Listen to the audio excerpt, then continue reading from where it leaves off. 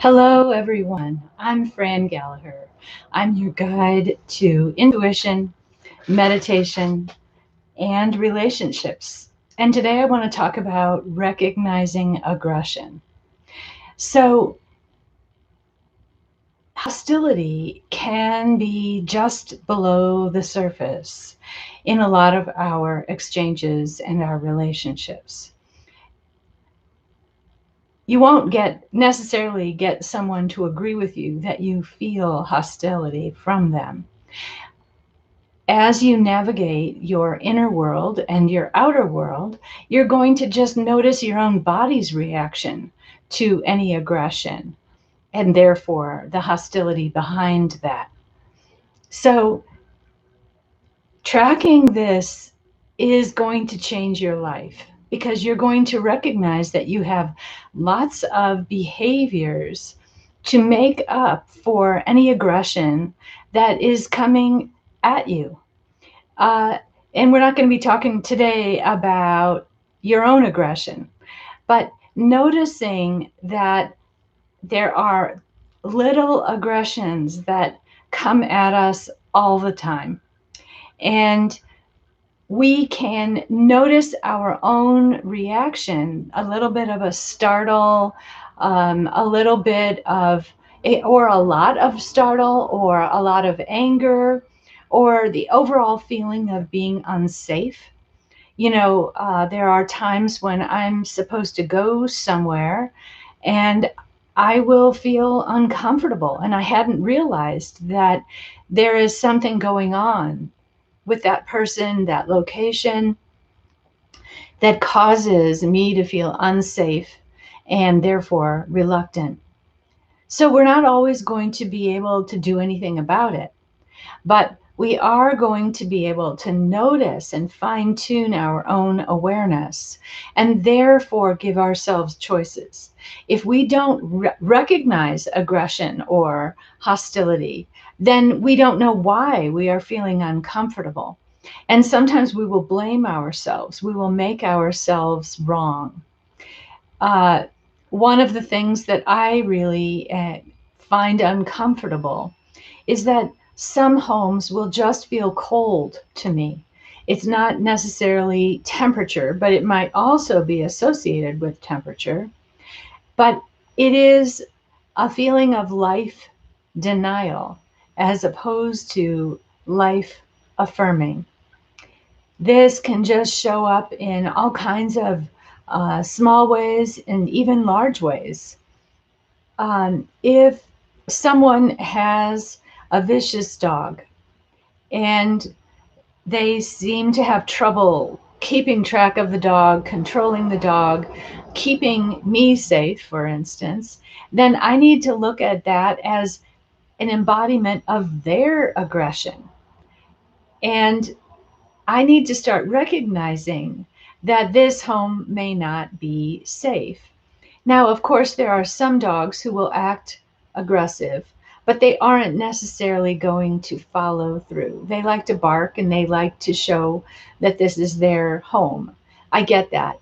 Uh, so I'm just talking about overt aggression. So there are, of course, two kinds of aggression. One is overt and active. The other one is covert and passive. So, you know about passive aggression.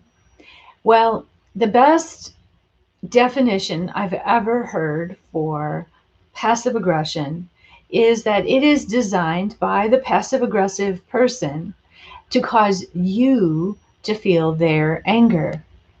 Well, I'm going to say that all aggression is designed to transfer energy, transfer an emotional state from one person to another.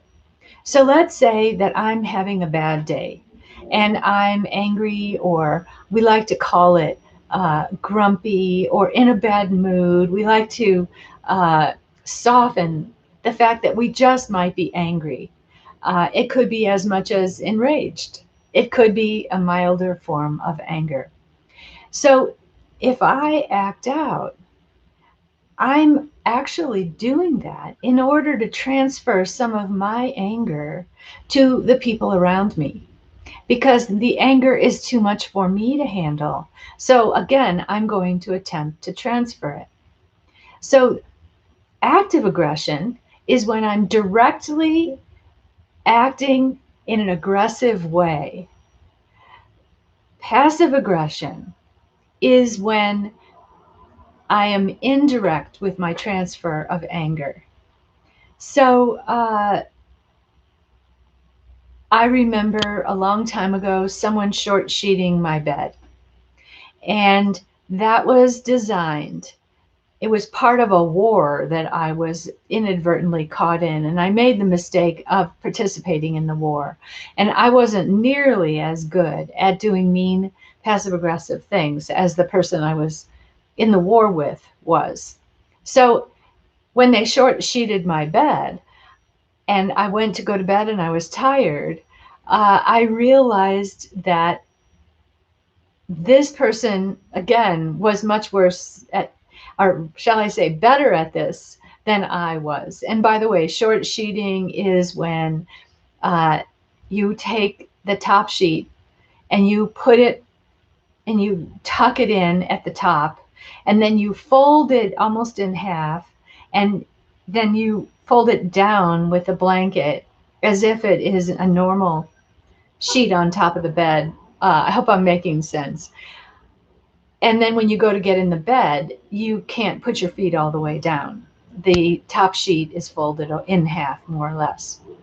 So I'm going to go so far as to say that any aggression is designed to transfer any unpleasant feeling, and passive aggression is designed to transfer any unpleasant emotion in a more indirect, covert, and passive way. So let's say I'm feeling afraid and you're not, and we're in the same room and there's something happening. I might tell you, uh, aren't you worried? Aren't you worried? In an attempt to get you to share my fear and therefore offload a bit of my fear. Now, that might not always work. We might end up both becoming more afraid. But it's really important to start, anyway, it has been on my journey, to start to notice all these transfers of unpleasant feelings. And we can begin to do spiritual aikido and step aside and let whatever it is go right on past. We don't need it. Uh, the more you can recognize hostility and its uh, expression as aggression, the more we can begin to control our state. We don't need to be goosed into feeling fear or anger, worry, concern, hatred, whatever unpleasant feeling, frustration that we might actually feel. Uh, I remember one time I was told when I rented a downstairs, sort of a bedroom, living room combination, I was told that I had the bathroom downstairs to myself. And someone else thought that they had the right to use that bathroom. And I attempted to set a boundary. It turned out I didn't have the bathroom to myself, and I ended up moving out. But I remember one day I walked into the kitchen, and there was what looked to me like uh, an ammunition belt full of bullets, um, for an automatic weapon. And that was laid out on the counter. Well, I'm afraid I was so schooled in passive aggression that I immediately thought that it was directed at me, that it was from the person who I had attempted to set a boundary about the bathroom with. And I thought it was real. It turned out that it was a plaything. That person I set the boundary with was not the one who had put it on the kitchen counter. And I was entirely mistaken. So we might make mistakes here, deciding that there is hostility somewhere, or that there is aggression, whether passive or active. Um, so what? It will be all over in your experience, I will predict. And sometimes you might see it where it's not there, and sometimes you might be absolutely right. So, the last thing about passive aggression that I really want to emphasize is that we have to pick up what they're laying down. In other words, we have to interpret what they have done to transfer the meaning, to decode the meaning. So let's say that ammunition, and I'm calling it an ammunition belt, but I don't know what you call it, where it's a bunch of rounds on some kind of a thing. Sorry. Um, so let's say it was meant for me. I would have to translate or decode what that person did in order to harm myself and change my mood, change my emotion. So I find that really interesting because I can also choose not to harm myself. I can choose to walk past that ammunition or fake ammunition and be completely ignorant of it. Now, if you're in a war with someone, then things may have to escalate, but we have to pick up what they're laying down. And sometimes we are just going to have to walk away, that the relationship isn't actually about relating to one another. So, therefore, it's not a relationship. Okay, thank you so much for joining me.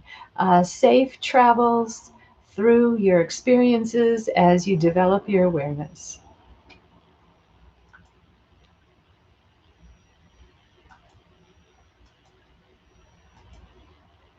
Oh my, something has gone blank here.